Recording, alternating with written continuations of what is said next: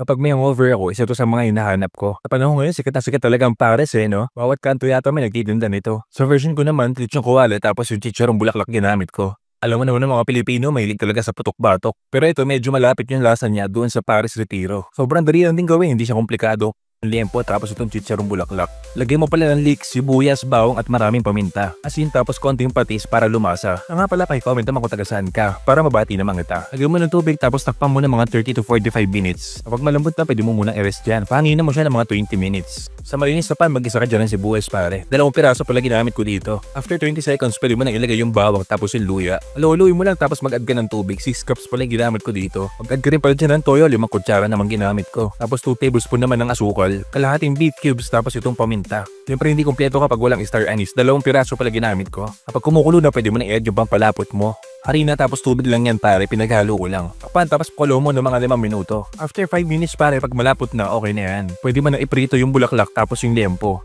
Pero sa akin mas inuna ko yung liempo. Ikaw rin pala bahala sa dahanan sa pero huwag mo naman susunugin. Next step, same procedure lang pare, pero tuyo mo lang itong mga bulaklak. So okay pala dito kung katamtaman lang yung apoy mo ha. Ang maganda kasing texture dyan, yung labas niya ay crispy tapos yung loob naman niya ay malambot na para isaw. Kung meron kang leeks, lagyan mo rin tapos itong toasted garlic. Siyempre yung chili sauce pare, hindi mawawala yan. Tignan mo naman, sobrang sarap tignan no?